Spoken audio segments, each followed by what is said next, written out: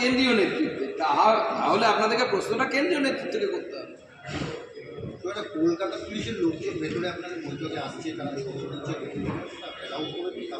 এরকম আমরা তো অ্যালাউ করিনি। আপনার মুখ থেকে আমরা প্রথম শুনলাম সিভিল ড্রেসে এসেছিল কিনা আমাদের জানা নেই।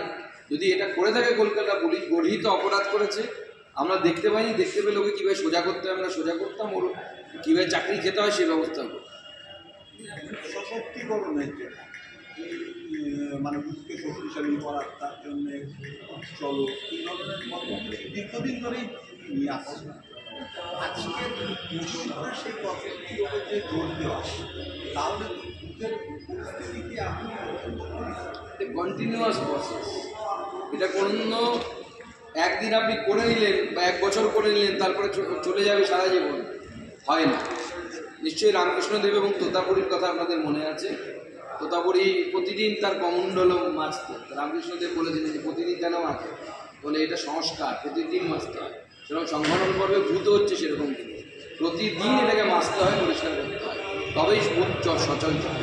বিজেপির জন্য সেটা বুথ তৈরি করা, বুথ সশক্তিকরণ, এটা রেগুলার অ্যাক্টিভিটিসের মধ্যে পড়ে। কারণ আমরা সাংগঠনিক দল, আমরা স্লোগান ভিত্তিক দল নই যে মা মাটি মানুষ জিন্দাবাদ মানেও বোঝে না, খাই না মাথায় দেয় সেটাও জানে না। আমরা স্লোগান ভিত্তিক দল নই, আমরা আদর্শগত দল এবং আমরা সাংগঠনিক দল। এখানে সংগঠনই নেতা তৈরি করে। সাধারণভাবে সুকান্তদা দেখা যায় যে বিজেপির বিভিন্ন কর্মসূচিতে পুলিশ বাধা দেয়, বারংবার আদালতে যেতে হয়। মুর্শিদাবাদে আপনাদের যত মানে বড় কর্মসূচি পুলিশ কি পারমিশন দেবে নাকি আবারও আদালতে যেতে হবে? আদালতে যাবো, প্রয়োজন হলে। অসুবিধা কী আছে?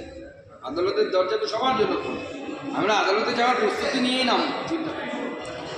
যে কলকাতা এবং তৎসংলগ্ন বিভিন্ন এলাকা থেকে বাইক মিছিল করে মুর্শিদাবাদের উদ্দেশ্যে যাওয়া হবে। এর আগেও দেখেছি আমরা যে বিভিন্ন সময় রথযাত্রা বেরিয়েছে, পশ্চিমের 5টি প্রান্ত থেকে রথযাত্রা বেরিয়েছে।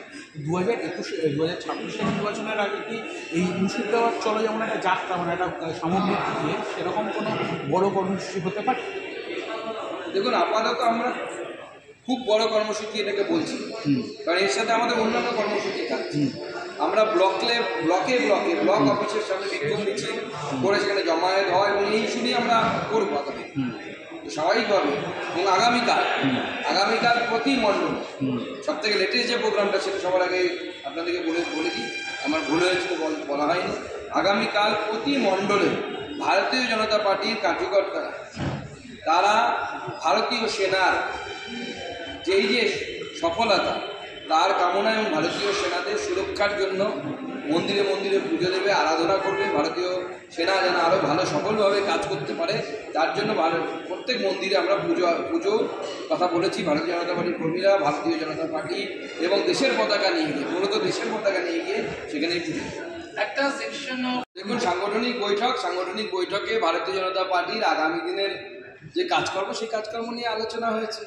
আগামী দিনে আমরা বুথগুলোকে আরও শক্তিশালী করব, আগামী দিনে কী কী আন্দোলন করব এবং তার মধ্যে একটি উল্লেখযোগ্য আন্দোলন, যে আন্দোলন আমি পরবর্তী সময়ে পুরো ডিটেলস দিয়ে আপনাদের সামনে শেয়ার করব, তা হলো মুর্শিদাবাদ চলো। আমরা মুর্শিদাবাদ চলো এই আন্দোলনের ডাক দিচ্ছি।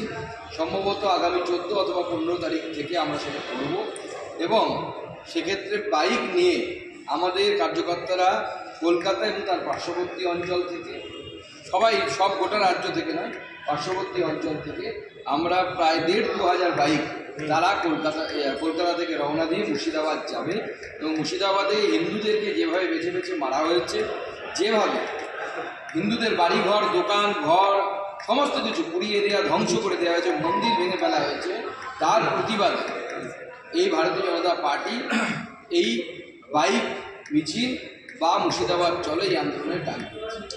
কালকের পর আজকে সোশ্যাল মিডিয়ায় এই অ্যাটাকের মুহূর্ত থেকে, অর্থাৎ রাত 15 থেকেই তারা অনেকে সমালোচনা করছেন, অনেকে বলছেন অপারেশন সিঁদুর কেন, এই ধরনের যে ভূমিকা বা সেনাবাহিনীর কার্যকলাপ কি প্রশ্ন না বিজেপির তরফে আপনারা তাদের? দেখুন, এটা বামপন্থীদের অভ্যেস, নতুন তো কিছু নয়। বামপন্থীরা তো ছাগলের তৃতীয় সন্তান হয়ে গেছে, অতএব এখন যে কোনোভাবে প্রাসঙ্গিক থাকার জন্য চেষ্টা করছে। তবে রিসেন্টলি যে সমস্ত বামপন্থী নেতাদের কথোপকথন হোয়াটসঅ্যাপে লিক হয়েছে বা ভিডিও লিক হয়েছে, তাতে বোঝাই যাচ্ছে বামপন্থী নেতারা সিঁদুর দেওয়াতে খুব একটা বিশ্বাস করে না, সিঁদুর না দিয়ে কাজ করাতে বেশি পছন্দ হয়েছে। ধন্যবাদ। দিলীপ ঘোষ এই মুহূর্তে কোনো পদাধিকারী নয়, ফলে এই বৈঠক বলে বলছি না, যে সামগ্রিকভাবে বিরোধিতায় যেভাবে বিজেপি রাজনীতির সঙ্গে যেভাবে যুক্ত ছিলেন বা আমরা যেভাবে দেখেছি, আপনিও যেভাবে দেখেছেন, তার কি কোনো পরিবর্তন হচ্ছে? আপনারা অপেক্ষা করুন, উপযুক্ত সময় উপযুক্ত উত্তর পাবেন। কোর কমিটিতে কোনো পরিবর্তন আসছে আপনাদের যে দুজন না না, নতুন করে সমস্ত কিছু তৈরি হবে তো, নতুন সভাপতি হোক, তারপরে সমস্ত কিছু বাকি আছে। কলকাতা পুলিশের আমি তো ভুল জায়গায় প্রশ্ন করছেন, আমি বললাম সভাপতি